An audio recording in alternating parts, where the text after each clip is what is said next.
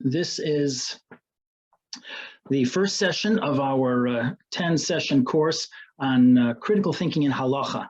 This is for, of course, we are Livnos College for Women, and this is the fall 2022, or about to be 5783, the fall semester.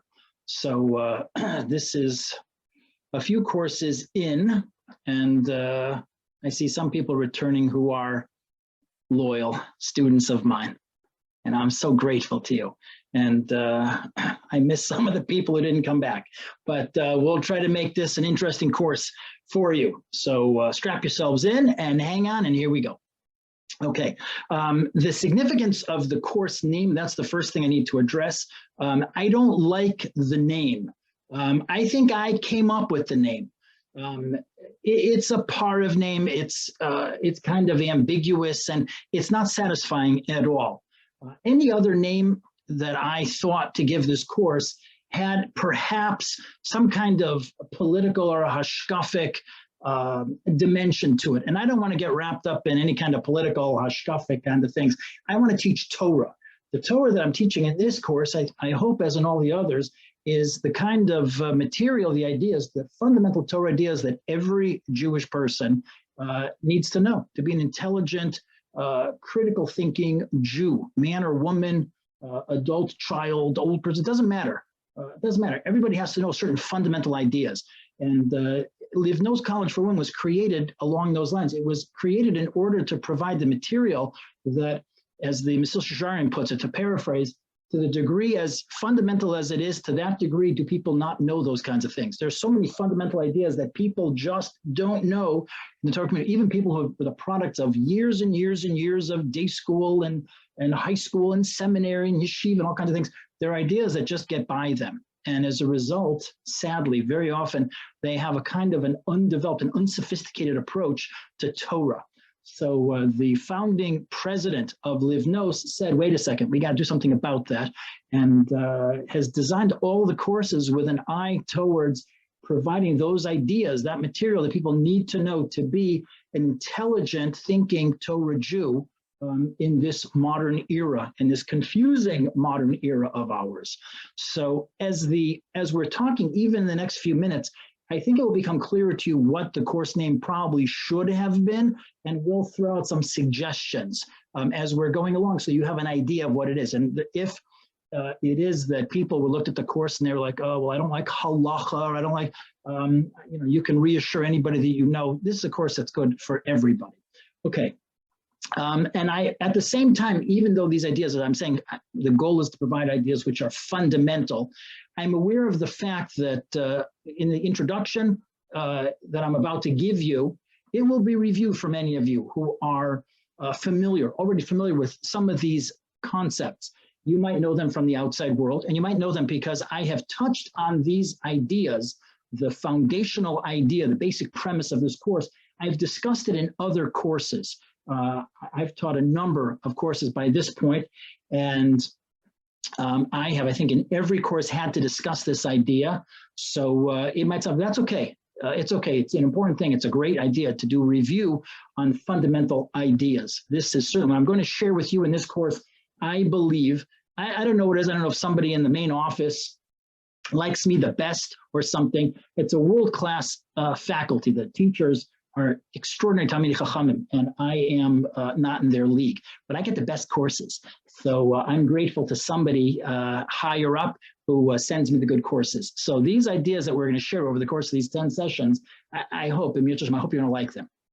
Okay, so this course is logically, it's the next logical step after my halachic principles lurking in the stories of Tanakh course. I taught that in the summer semester. And the course stands alone as I have designed it. I'm going to give you the 1 or 2 sentence summary of that course, and I think you'll understand why this is the next logical step. What I would recommend is, if you didn't take the course, I see some people here, there's just so many boxes, I can't even scan them all. But I see some people took the course. If you did not, you can still, the classes are archived. You can get in touch with the Livnos office and you go with them. Even if you watch the first class, you'll get the basic idea. I'm going to sum it up now, like I said, in about one sentence, and that will be enough for our purposes because this course, like I said, stands alone. It is made much richer, and I say this in all honesty, all the courses that have been designed so far are interlocking. And what emerges from all of the Livnos courses is a very rich, textured understanding of Torah. They all interlock, which is really kind of awesome. So in that earlier course, which is the introduction course, or the prequel to this course, what we did was we introduced and we discussed the idea that the halacha is not just an arbitrarily legislated system made up, it was all made up, invented, created by a bunch of human beings, men, as it turns out, living in Babylonia a long time ago, and they were just kind of making it up as they went along. It's not that at all. The halacha is something very different.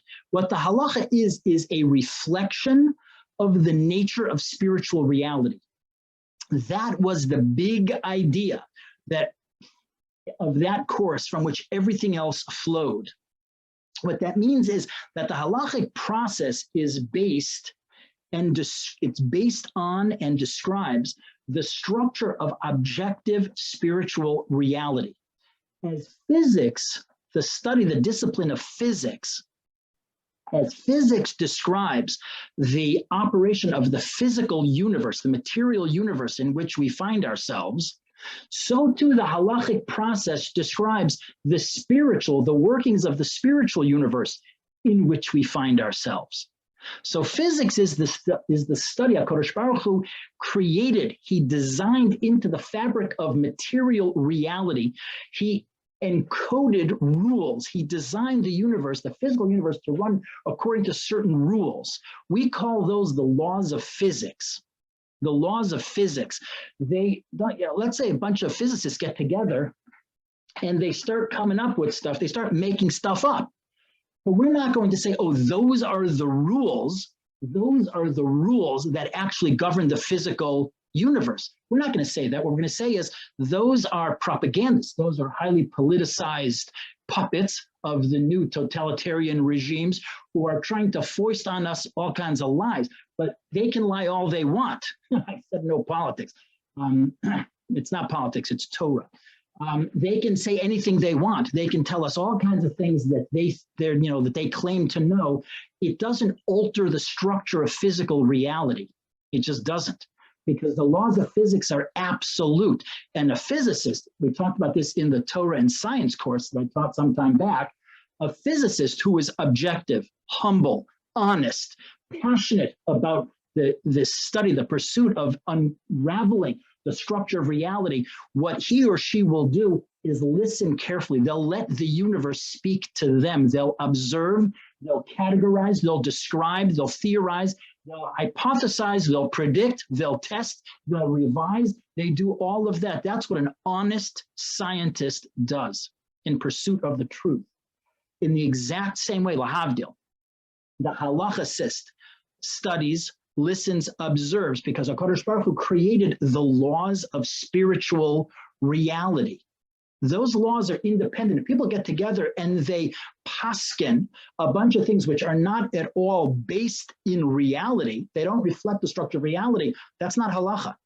And that's not what those people were doing. Our Talmudic sages, the Tanoim and the Amoraim, primarily, what they were doing is they were studying the structure of spiritual reality. In the halachic principles lurking in the stories of Tanakh we talked about, is that was the bedrock. That's why the Avot, the Imahot, and the greats of Tanakh, before the Torah was given, they already observed the Torah because they were sensitive to the structure of reality. They were Kedin, they observed, they were physicists, they were halachic physicists. Lahavdil, to use that term, but I think you understand the point that I'm making.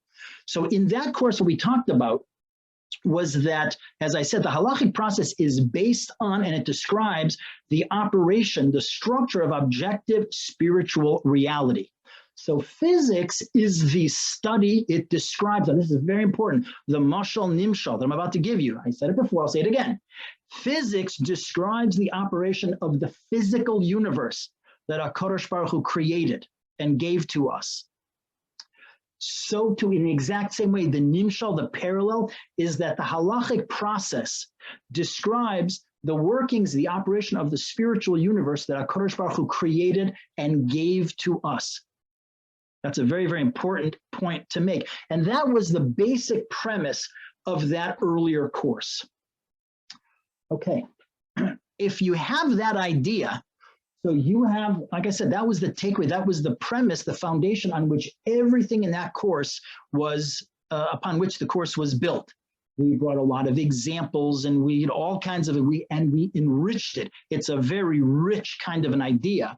And we explored a lot of different dimensions. And I advise you strongly, I recommend if you can, the courses are archived, get in touch with the Livnos office and you'll get a lot out of it.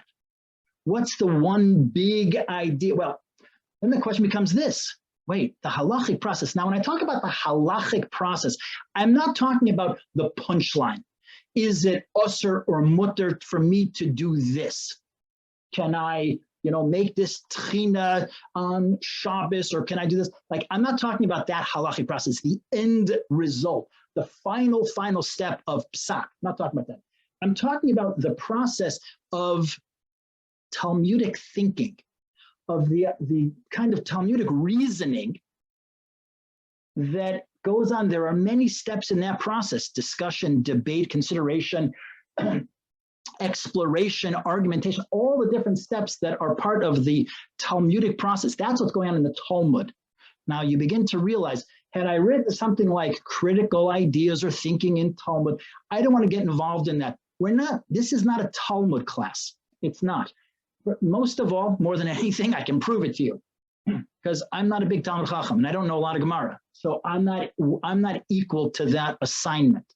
But it behooves each and every one of us. We all need to understand basic ideas, a mode of thinking. How does the Talmud think? Because we live our lives according to what the Talmud says. All those debates and discussions taking place in the Talmud, that colors for us, that determines the character of the lives that we lead. So even if we don't spend our days poring over a Gemara, we still have to understand basic ideas in order to think critically as Torah Jews, because we are involved. We live our entire lives in accordance with the halachic process. So if we just if the only time we bump up against the halachic process is when we ask someone and they say mutter or usser or whatever, we still have to understand, where did that come from? And we have to have a respect for it, because it's sad, it's shocking how many people misunderstand decent, frum Jews who would never think about going against that psak of usser. They're loyal Jews. But if you'd ask them, where does that come from? What's the process that took place in order to arrive at that last step? They would be woefully ignorant of those processes. So what I'm going to do is I'm going to share with you in this course one particular aspect of Talmudic thinking, one particular aspect. And that's going to become clear as in the next few minutes what that aspect is. Well, if those halachic principles, if the halacha is a reflection of the operation of the workings of the spiritual universe, so this is the greatest objection that everybody always comes up with. The hands shoot up and people say, well, wait a second, what are you talking about? The halachic process is filled with machloket, or machlokas, depending on how you pronounce it. The halachic process, the discussion in the Gemara, is filled everywhere we turn.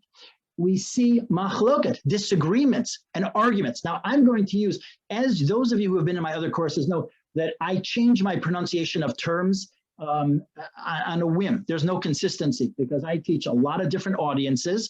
And if I'm speaking with unsere, I tend to use like a more Ashkenazic pronunciation. If there are certain terms that are universal, if I'm speaking with beginners, I spent most of my career in outreach, so I pronounce it more in a Sephardic way, which makes Sephardim cringe because I do that badly.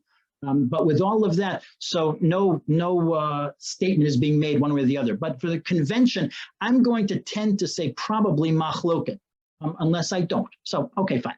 But anyway, so the halachic process, the discussions in the Gemara are filled with machloket.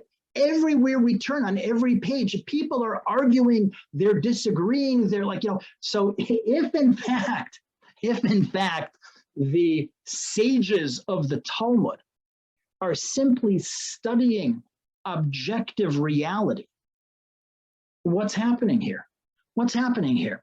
So, right, I mean, the question becomes this: how can a system that purports to reflect the objective structure of spiritual reality be filled with so much uncertainty and doubt?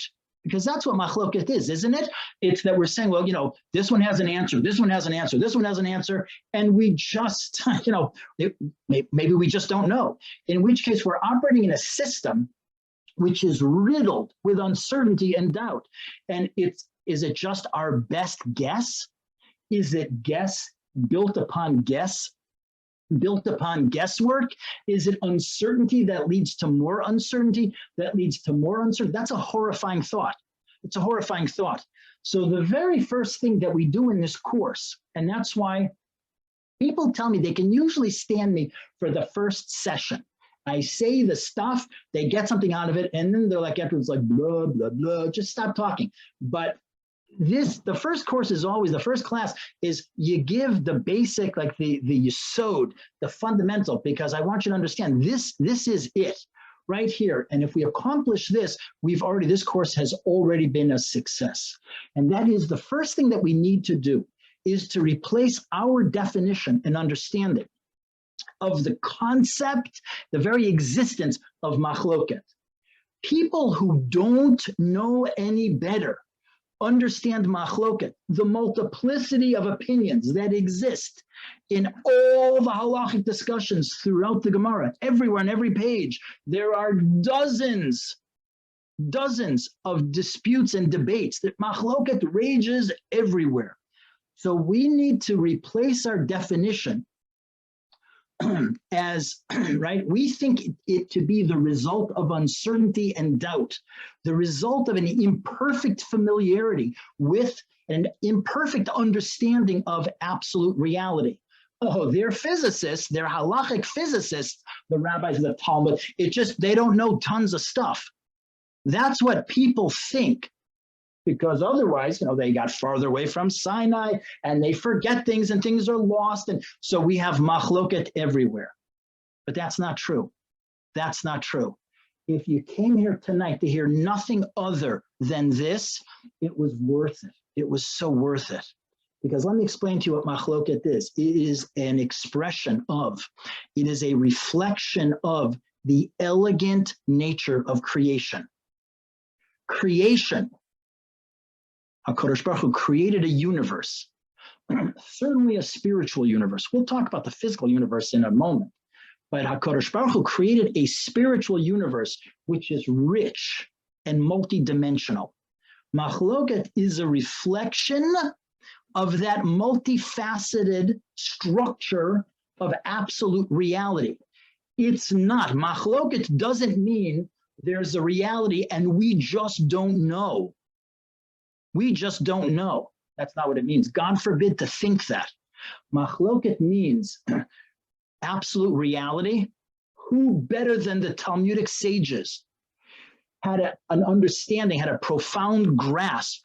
The Almighty gave us the rules of the Torah, and there could be nobody more qualified, more capable in their holy, brilliant, superhuman, it would seem, but that would let us off the hook because we're the same kind of humans. In their capable hands, they took the rules of the Torah, the Yud Gimel Midosh HaTorah Nidrashet Bahem, and they engaged. They took all of the Halacha, Moshe Sinai, and the Kabbalah, the Masorah they had received, and they plumbed the depths of reality. And they came out, they mined everything there was to mine. They weren't groping in the dark. They were proceeding confidently and masterfully, charting the highways and byways, the nooks and crannies, every aspect of this operation of the spiritual universe. And from that comes our halachic process and our halachic system, and the end result, the psak that we receive every single time we ask a question. That's a very, very important idea. That is the big idea from this course. According to this understanding of machloket, it's meaningless. It's meaningless. Even more, it's ridiculous, actually, to ask a question like, well, who's right in a machloket? We open up a page of Talmud. We're not going to. Relax. Don't panic.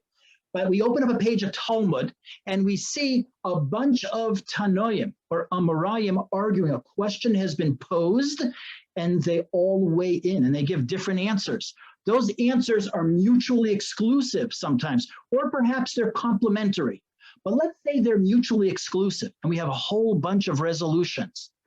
So we could ask, if we didn't understand, if we're coming in and we haven't been schooled, we haven't been trained to think like Torah Jews, the gift HaKadosh Baruch Hu has given us is there's no other gift in the world. There couldn't be a gift that could rival the gift of being a Jew, of being a Torah observant Jew.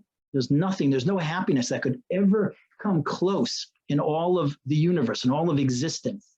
To be a Torah observant Jew who learns Torah, who understands the Torah, the beauty, the elegance, the sophistication, the happiness of learning Torah properly, nothing like it, nothing like it. So we open up one of our holy texts, we open up the Talmud, and a question has been asked, and a whole bunch of Amoraim, rabbis of the Gemara period, weigh in. So if we look at that discussion, we say, well, who's right? So we just don't get it. We just don't get it. They're all of them, they're all right. Each answer reveals a different dimension, a different aspect of the structure of spiritual reality. What we ask instead, here's the question we ask. We say, what insight does each position, each answer reveal to us? Right? Each answer reveals a different insight about the nature of spiritual reality.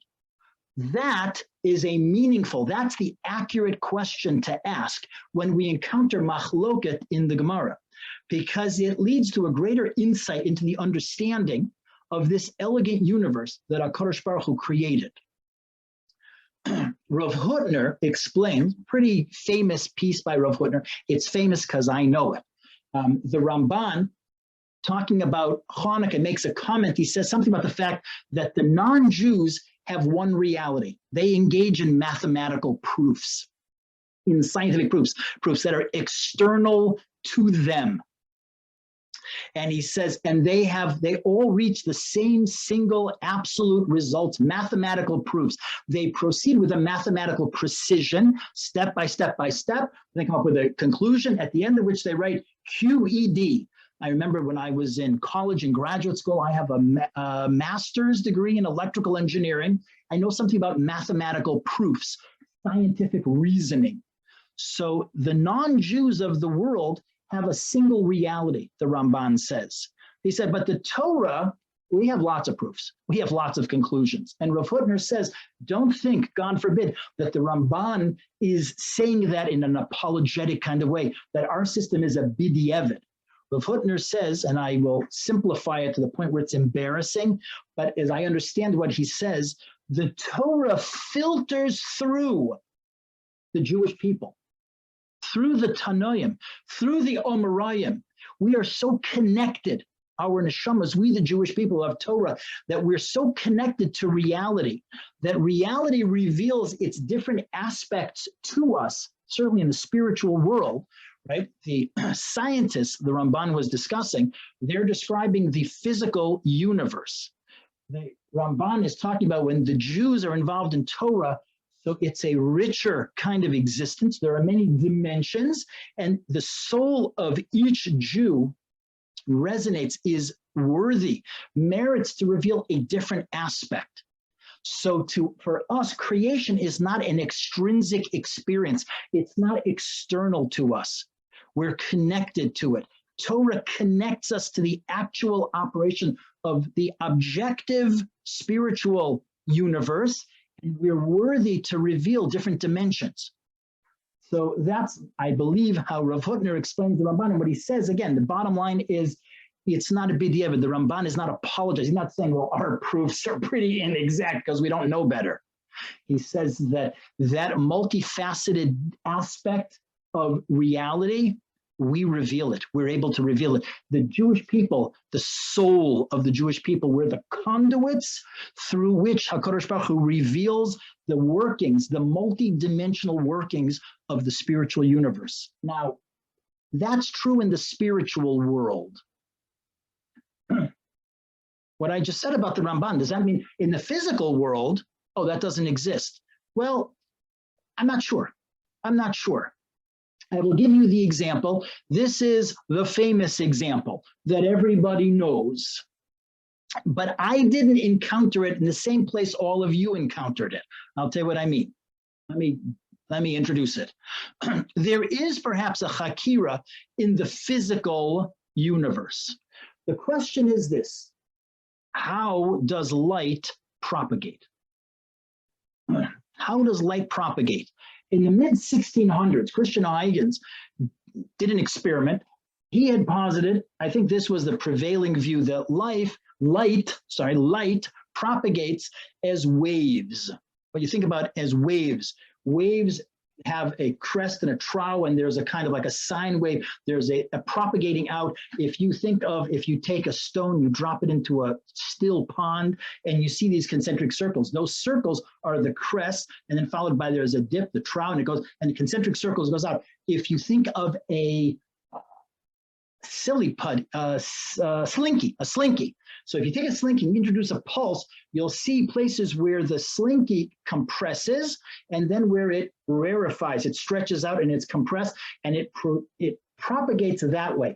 That is this idea that something gives us kind of a visceral sense of the idea of the wave theory of the propagation of light.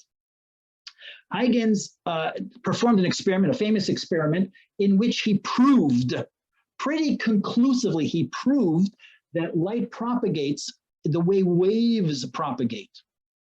Okay, and that was the prevailing theory in physics.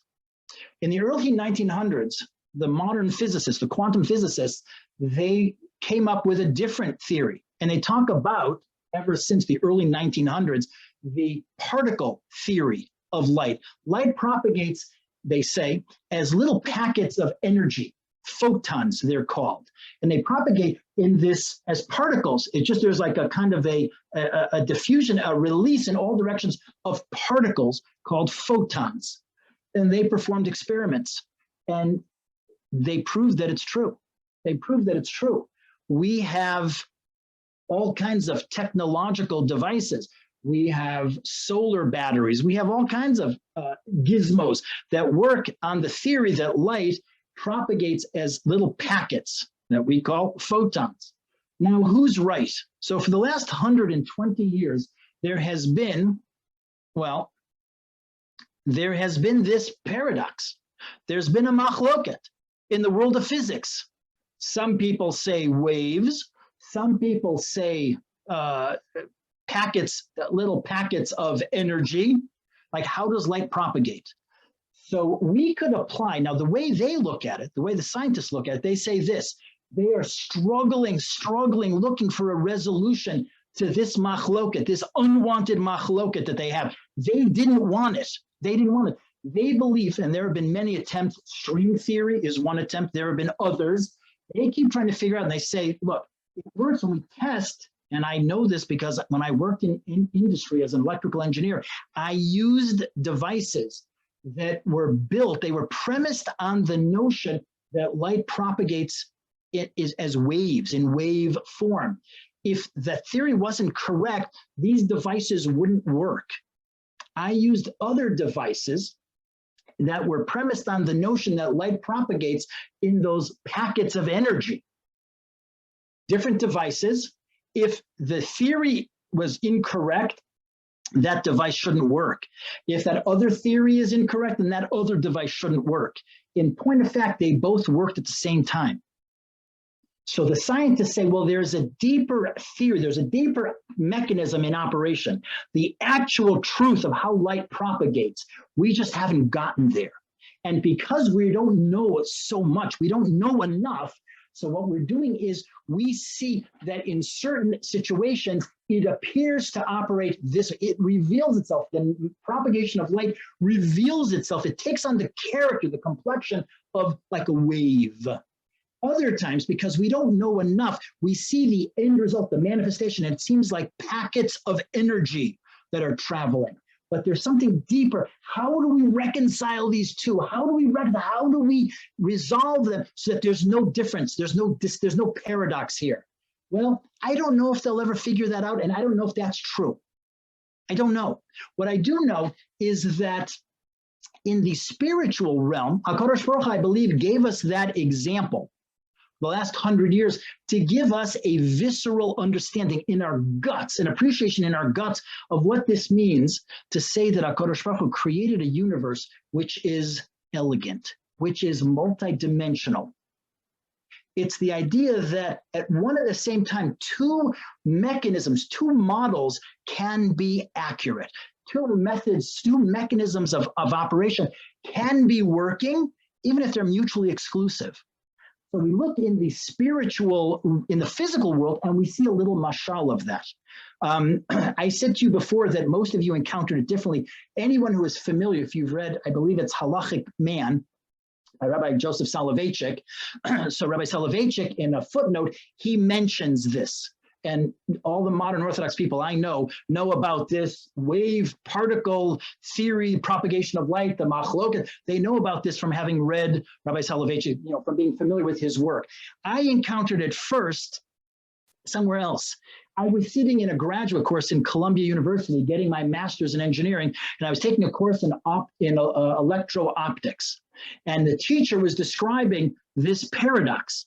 And I was sitting and I thought to myself, hey, that's a chakira. That's a chakira. We'll talk about that term in just a second. So then years later, I read Halachic Man and I was like, oh, right. Okay. I know about that. I know about that.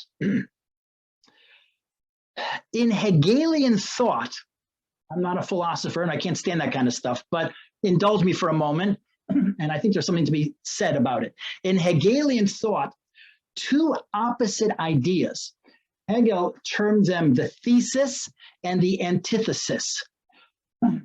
They are diametrically opposed. They interact with each other and they become combined into a unified whole, which he called the synthesis.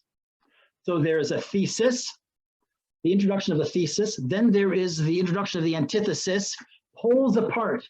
From the interaction of those two, they interact, and what emerges is the synthesis.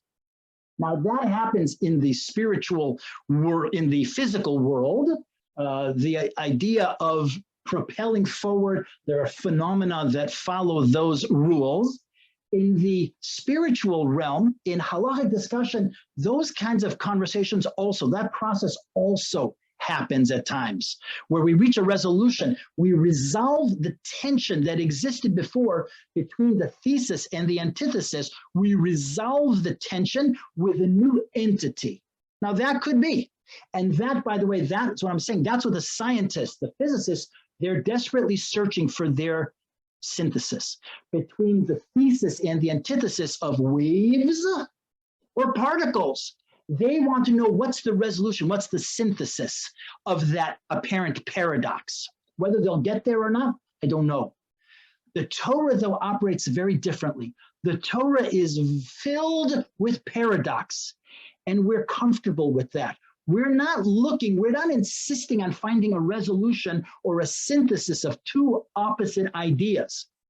We don't care about that, because the spiritual universe that HaKadosh Baruch Hu created, that he gave to us, is filled with diametrically opposed ideas that coexist. The universe is filled, it exists. There are many different dimensions that coexist at one and the same time in the spiritual realm.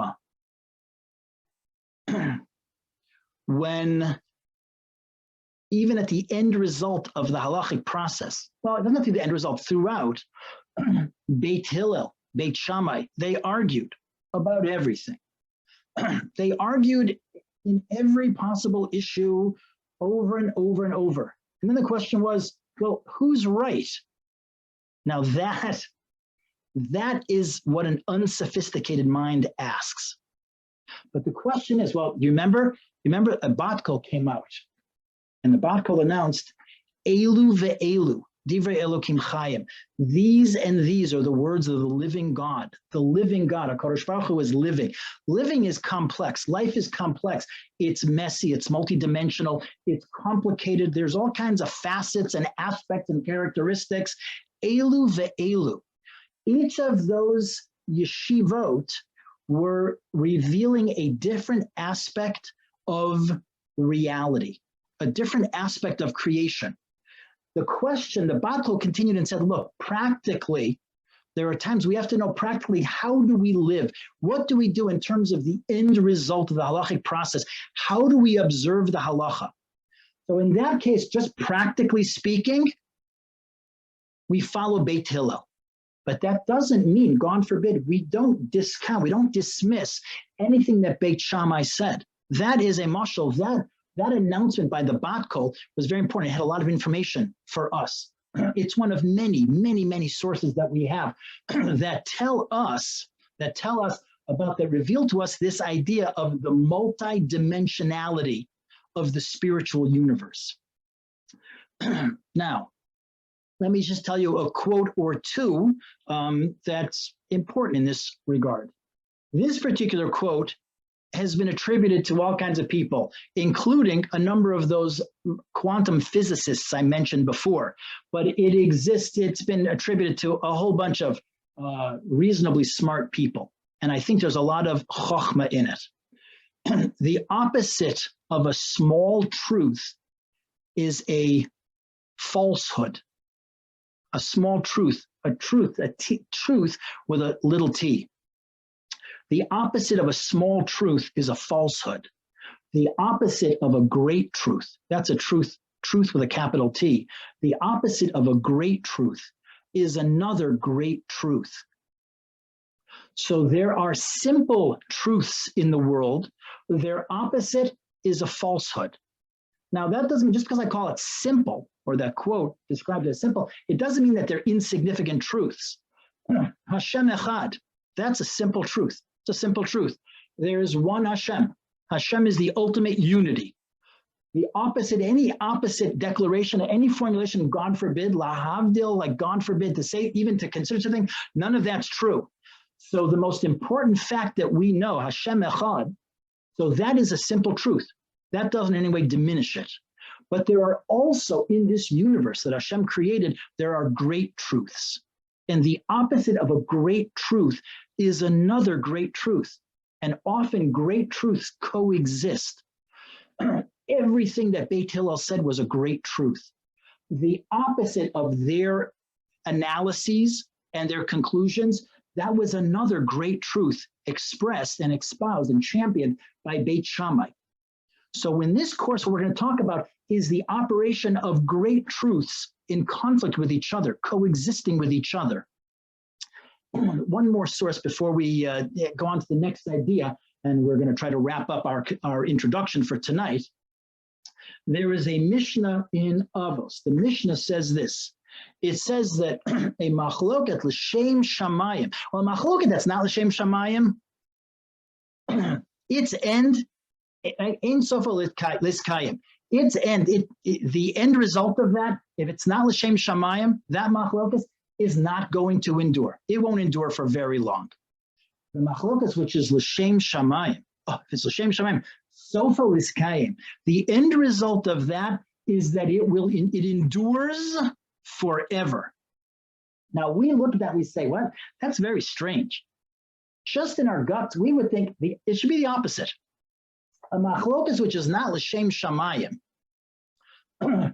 those kind of things, not l'shem shamayim, the people involved, they're not all that worthy. They're not all that noble. They're kind of mean-spirited or petty. They're involved, like self-interest motivates them. So if the machlokas is not l'shem shamayim, it's motivated rather by selfish, petty concerns, those people will schlep it out. They'll just keep fighting. Oh, terrible, terrible. The example that's given by the Mishnah is Korach and his group fighting against Moshe Rabbeinu. So that was a machlokas on their part, which was not l'shem shamayim. Machlokas, which is l'shem shamayim, that machlokas, the Mishnah tells us, that kind, it continues forever. Sofa l'hiskaim, it's the end result of that. There is no end. It's l'hiskaim. It just keeps going on forever. So we would think, and the example of that, Beis Hillel, Beis Shammai. So we would think right-minded people, they get together, they talk, they're reasonable, they're not hung up on ego, they're willing to listen to the other side. Those kind of machloksin should be resolved kind of quickly. And the Mishnah tells us just the opposite. What it tells us is this: a machlokas l'shem shamayim endures forever, because each side in such a dispute, in such a discussion, each side in that machloket, which is l'shem shamayim, each side reveals a different dimension of truth, reveals a great truth. Each side champions a great truth. And the creative tension that exists between those two models, we'll call them models at this point, that describe reality. The creative tension that exists between those two models is a continuous source of inspiration and insight. It has something to contribute to the universe. The machlokas, which is not l'shem shamayim, it fizzles. It just fizzles and dies because it has nothing to add. It has nothing to add. That was, by the way, that was a simpleton. As Moshe Rabbeinu was involved, he was involved in something which was not a grand enterprise. On his part, it was a simple truth. The opposite of what he espoused, what he claimed, was a falsehood. We're talking about in this course great truths in conflict and coexisting with other great truths. Now, let's go on to the next fundamental definition, and that will bring us pretty close to the end of our introduction.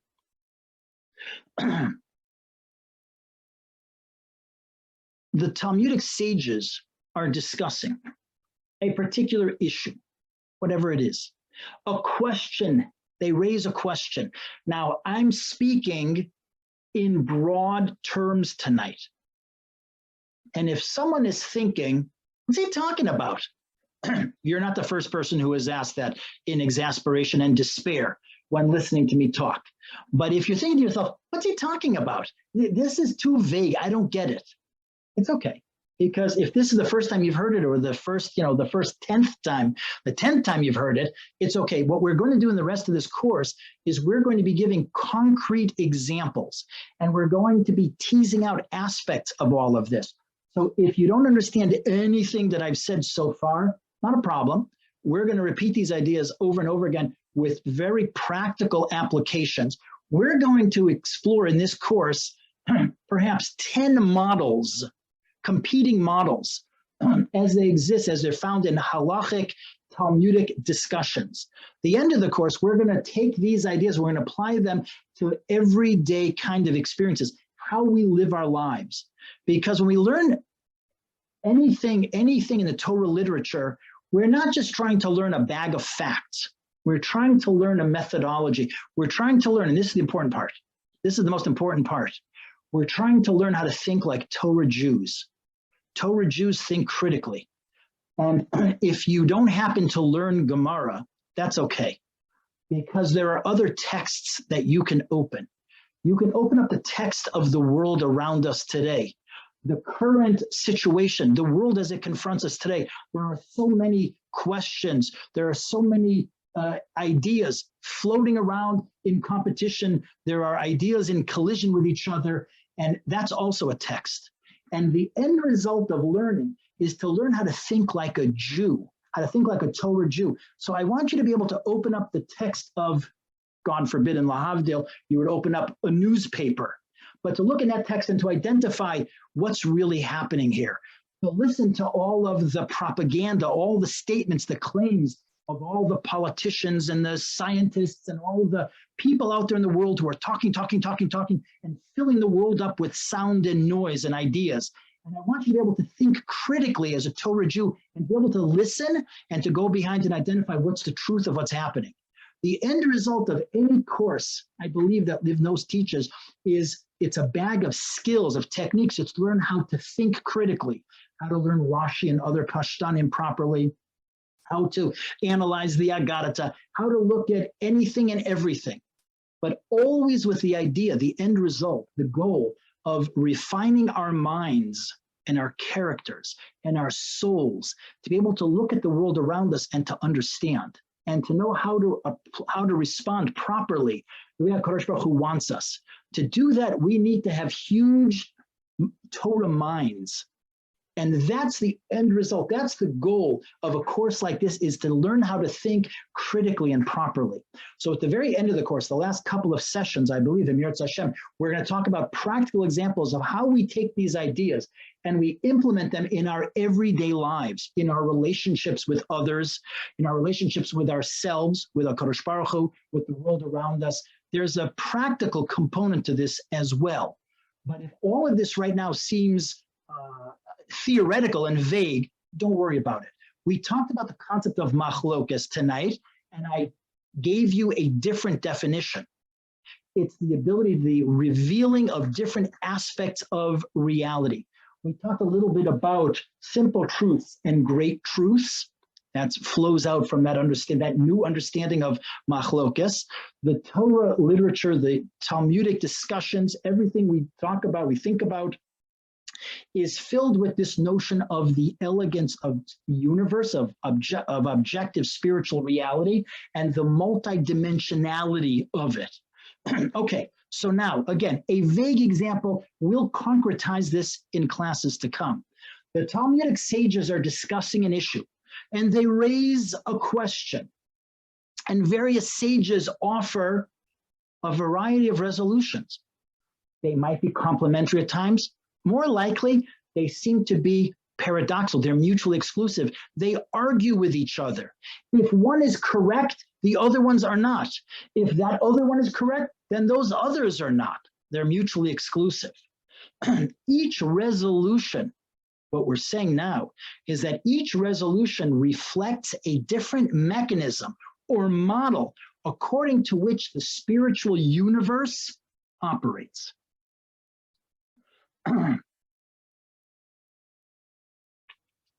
The only requirements for that, now this is important to remember.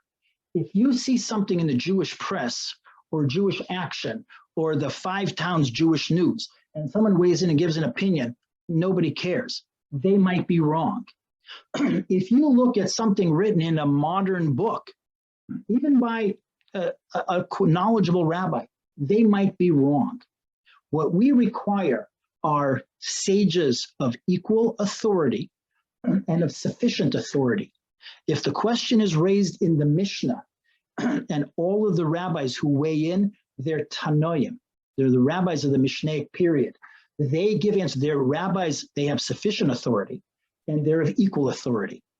So we have a situation in which a question is asked, and sages of equal authority weigh in, and they give answers. So we say which is right, they're all right. All of them is right. Each one reveals an aspect of reality. If an Amora or a Gaon or a Rishon or an Achron, someone of a later period were to weigh in later and say, oh, I have a different answer, we're not constrained by that. If the question is asked in the Gemara and a bunch of Amoraim, rabbis of the Gemara period, if they weigh in, they all give answers, so they're of equal authority and they're authoritative. If someone later in history weighs in, the halachic process, we're not bound, we're not constrained to listen to anybody else. That's all we need. Those are people. After that time, we're not talking about the same level of authority, the ability to reveal a dimension of reality in quite the same way. Now, our last important idea for tonight.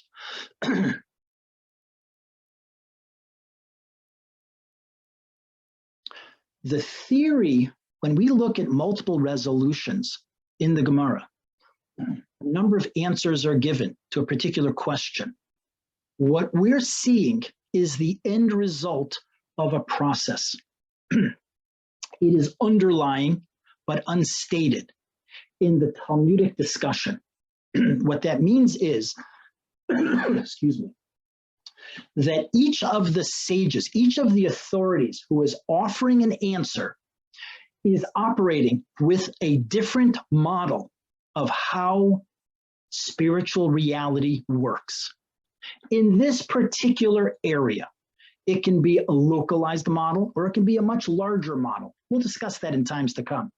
But each one of them has a model by which they are, according to which they are operating, and which motivates them to give the particular answer that they give. So what that means is this: we identify, when we're learning properly, our job, if we're learning well, is to identify the root issue or the axis or the pivot around which all of these answers turn and revolve. The Talmud doesn't usually give us that pivot, that axis, that fundamental question. But in sophisticated learning, what we do is we search beneath the question and the answers to find what is the substructural reality taking place that undergirds all of this discussion in the Talmud. We call that question a chakira. A chakira means literally an investigation or analysis. What we do is we identify a chakira, and each chakira addresses a fundamental phenomenon within the structure of spiritual reality. It can be formulated as, how does this process work? Does it work like this or like this? Two competing models. If we were to apply the chakira notion to the propagation of light, we would say this. This is a chakira in the physical realm. Does light propagate as a wave or as packets of energy? That would be a chakira. And then we don't formulate, chakiras are not where one is a good, oh, this makes sense, the other is absurd. We find a root question, a root issue, the axis, the pivot around which the conversation turns, which gives us, it might be two options, it might be more. All we need to do is identify a series of models, any one of which will account for the observable phenomenon or phenomena that we are investigating. And then we line them up, we correlate, we say, oh, you see this view over here? This answer given by this Amora accords with this model. This answer given by this Amora accords with this model. And we just line them up. When you get to that point, that's a very happy place to reach. It's happy and it's beautiful and it's elegant. Now what happens is this. Those models are competing models to describe how things work. And most of the time the models operate and they make the same predictions in this case, all the main cases. It doesn't matter what model you use. It will make the predictions, the conclusions will be the same. But because the models are different, at the corners, at the edges, in unusual cases, in exceptional circumstances, those models will produce different results. They'll give us different halachic conclusions. That's the term. The term used in Torah learning, in Gemara learning, is a nafkamina. Literally, nafkamina means what comes out of it. Nafkamina means, what's the practical difference? So the Gemara, very often, when we're discussing some phenomenon in the Torah world, all of these models, they all make the predictions. The big predictions, they come out the same. They converge in all the big issues. In the small little cases, those exceptional cases, the unusual cases, the ones on the side that can be overlooked. So that in those cases, when the Gemara is discussing these models in collision, the Gemara will say, Lamai nafkamina. What's the difference between all these answers that all these sages just gave? They presuppose different models that underlie their answers.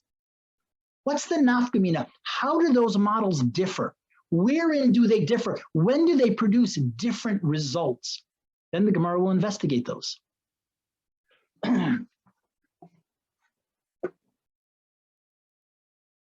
This concept of the Chakira, which is to say, we don't look at different resolutions and say, which one can we toss out? Which one do we like? What we say instead, they're all good. They're all good. Every one of them reveals truth, a great truth. And then we take it one step further and we say, let's identify a Chakira. The Chakira is formulated in a certain way. Is it this reasonable option? Or is it this reasonable option? Or is it this reasonable option? Or this reasonable option? Each one of these options is meaningful, is legitimate, is reasonable, makes sense, is authoritative. It was given by someone who has the authority to propose such a model. So when we identify that and we correlate those answers given, the end results answers given by the Amoraim, the various authorities, so we have an understanding of what's going on underneath the surface.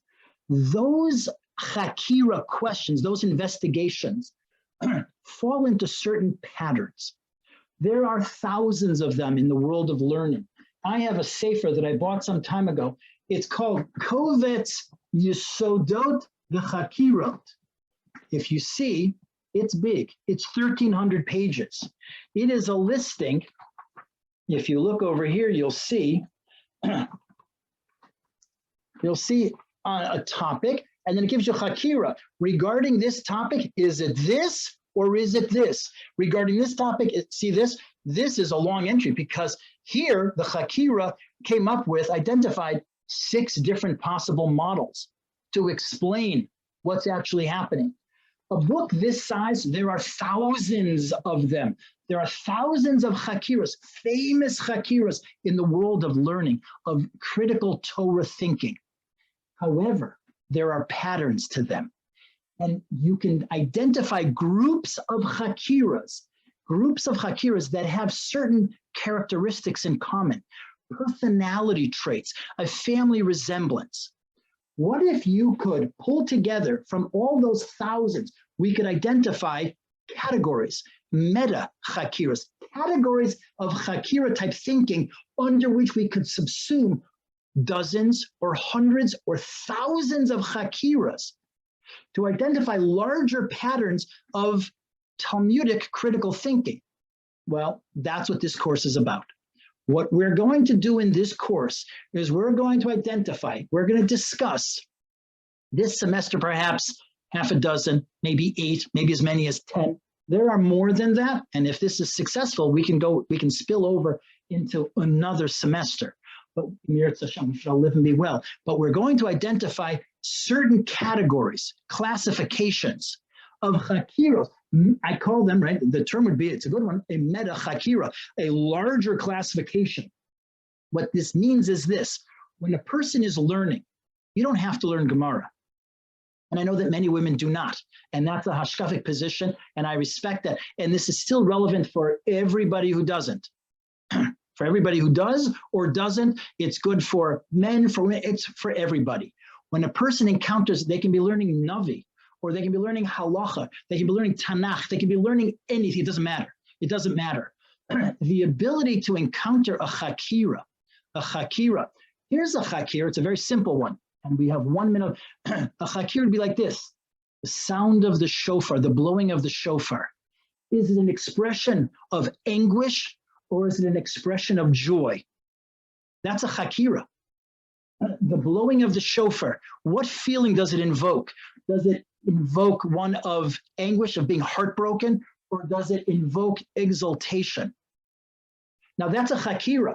You can find as many sources that you can find that identify the sound of the shofar with brokenheartedness. You'll find just as many sources that identify the sound of the shofar as that of joy. That's a very important chakira.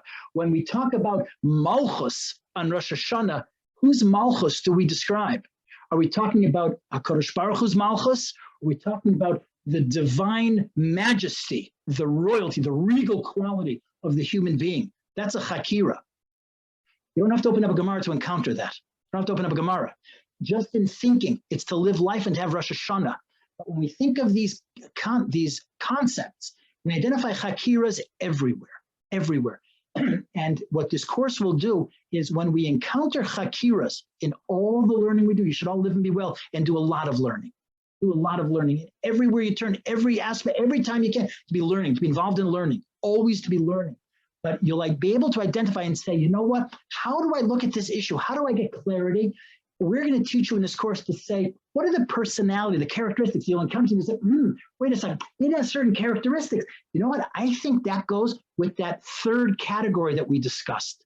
And you'll have tools to be able to impose a conceptual framework and reveal the truths lurking within. You'll encounter something else and you'll say, that seems oddly familiar. You know what? I think that's reminiscent of Meta Chakira category number 7 that we encountered in that course with that blabbermouth. That's the introduction to this course. We have lots more to say. Next week, Emir Hashem, you received today the handout. Emir Hashem, next week, we'll be discussing, we'll be looking at that graphic representation of the first Meta Chakira we will be studying. Thank you for coming tonight. Have a wonderful week. Look forward to continuing and learning a lot of Torah with you. All the best.